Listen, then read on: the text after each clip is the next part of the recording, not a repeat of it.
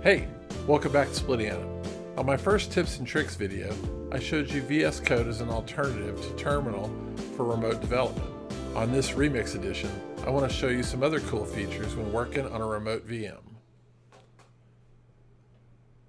Alright, jumping to my desktop, what you're seeing is VS Code. I've already, if you look down in the bottom corner down here, I've already connected to one of my virtual machines. And you can see the file explorer here with from the root directory. I've got one of my projects is already running. So I've got a Docker Compose that I'm showing here in the editor. And I've already brought this Docker Compose up. So if I go Docker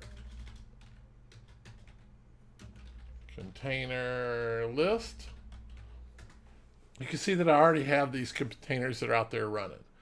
So one of the cool things you can do is, I've told you before that VS Code is very extensible. There's a ton of different extensions out there.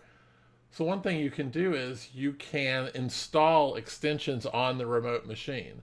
So what I want to do is take this Docker extension and go ahead and install it on that remote machine. So I clicked install, it installed it on the remote machine, and this is the Docker extension for VS Code. Let me reload this real quick. And go back to my browser. So okay, I'm already connected.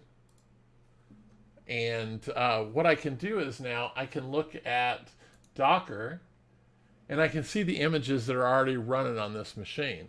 Now, where this gets really cool, if you see down here in the terminal window, right now I'm terminal onto that machine. But say I want to go on and I need to go onto the influx container and I want to run some, I want to jump into influx and run some command line commands there. All I got to do is right click here, attach shell, and that opens here in the terminal window. So it opens a second terminal window.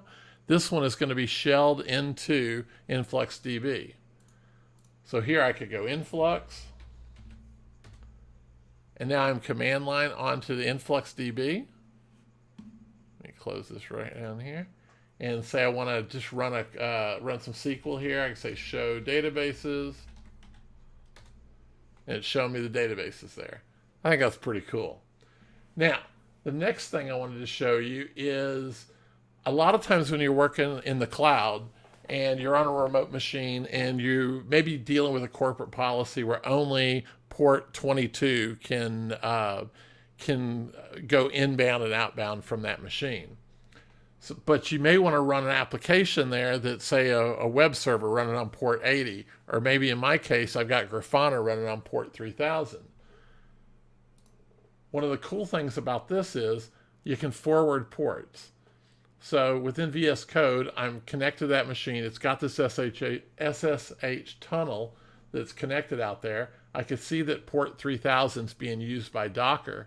What I can do is I can forward that port, and it's forwarding port 3000 back through the SSH tunnel to my machine and connected it to my local host at port 3000. So I can go click on the little web icon here, the world, and if I click on that, and that actually did another window, let me pull that across and go back. There we go. So you can see that, let me make that a little bigger for y'all. You can see that now I'm running this Grafana is running from localhost, so my machine on port 3000. That's forwarded back through SSH to my remote machine out in the cloud. So those are two features that I kind of thought were pretty cool. I wanted to kind of highlight those real quick for y'all. I appreciate your time listening. I hope you enjoyed this kind of remix to add a little more to the last video I did in tips and tricks.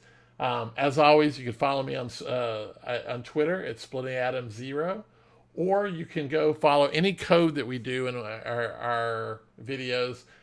We post that up on GitHub at github.com/splittingatom. Again, if you like the content, please subscribe, give me a like. Please come back for more videos. Thanks a lot. Have a good day.